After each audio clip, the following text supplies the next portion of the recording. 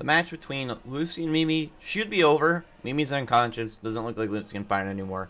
So we should be peering over next chapter into the fight between Gray and Hakune. So their fight is weird.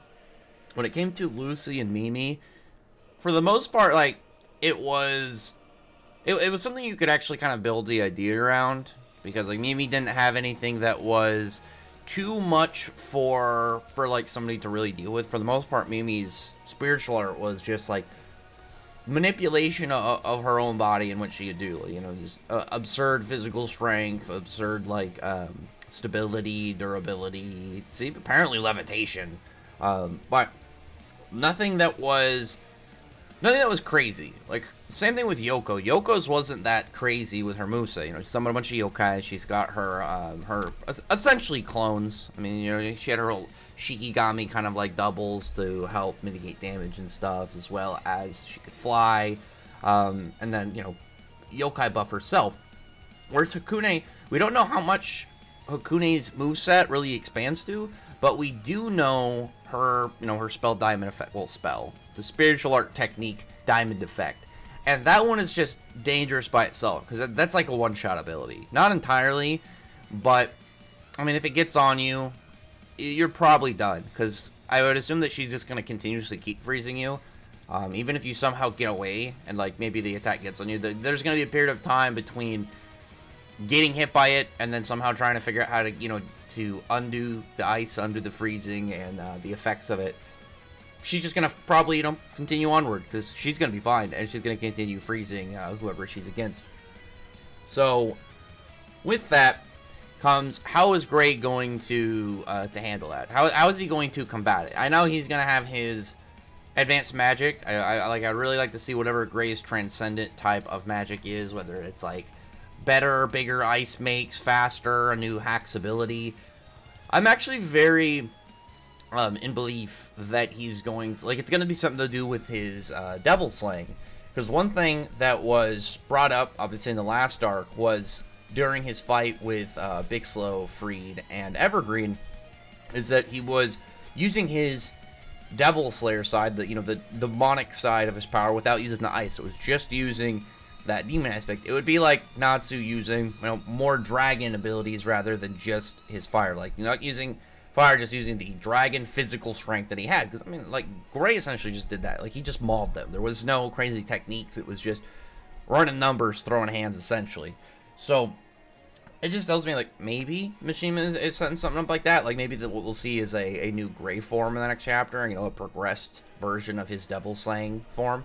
But outside of that, you know, some form of upgrade to his whole moveset, like some hacks. I'm still hoping he can get the ice that he used against Invul, the True Ice Kamui. If he could utilize that again, put that in his abilities, because, like, say he, the best example that I've been using consistently since just the general idea of, like, if he was going to use this again, would be if he used the True Ice on arrows and shot them. Because, I mean, you got range, you know, fire multiple of them. You know, I would assume that it's not going to be nearly as much, like, utilization. Like, if you had only a certain amount, like, you could make, I would assume just arrowheads is going to be, like, the best utilization for it. Unless you're going to have, like, a sword or some more melee weapon that you can just continuously swing until you land a mark. But I would assume that, like, if you were going to do it like that, it would, you know, be easy to break. Whereas, like, if you just use arrowhead, you're just using small chunks each shot. And it would make sense if he could, like, if he used that and then beat her.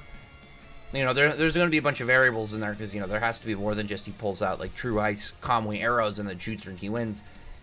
And, you know, I already mentioned her crazy spiritual art by itself is, like, a huge threat for practically anybody in the verse to deal with. Not like everybody, but, like, what, like 90-something%. Like, unless you're, like, Irene, August, or, like, people that level and above, I wouldn't imagine that they're going to have, like, people are going to have a regular time against Hakune, considering she could just shut down 3 different power systems. Like, just completely nopes it.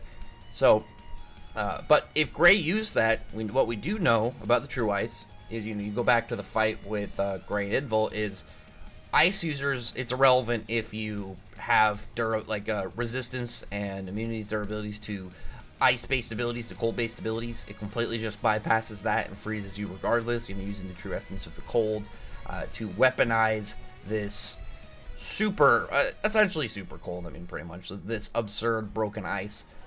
So, if he was able to use that, and then, combat Hukune, I would fully understand. But it's going to come down, I think, entirely to exactly how Gray handles those first moments. Because Gray fighting back against her isn't something that I could be like, oh man, that's crazy. It'd just be like, okay, he can already do something like that. Like, him handling certain abilities that she's got is one thing.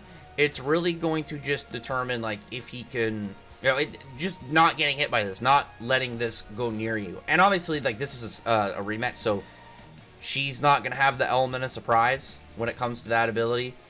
She's got to have more than that. I would assume she's got more than just, like, the 2 spiritual art techniques.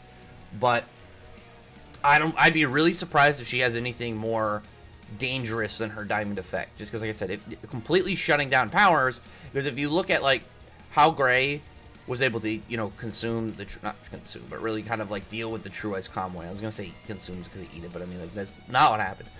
It pretty much adapted to Inval's True Ice, kind of copied it, integrated it into his abilities, because one of the things about Slayers is they can adapt to variations of their element. And if it's in their elemental field, whatever their attribute is, they can eventually adapt to it. It would come down to, like, if they can, you get the technique off, the whole adaptation ability off with some, like, speed, and I would assume there's a degree of understanding with that. It's not like you just can blindly do it. I would assume that you have to have some form of grasp on whatever it is you're adapting to, and Gray has always been extremely fast. He's always been shown to be fast, so him being able to do that to Hukune's ice, if there's a split-second window, say she gets Diamond Effect on you, and you have, like, 10 seconds to adapt to it or you're done, something like that for Gray I could see, but, I don't know.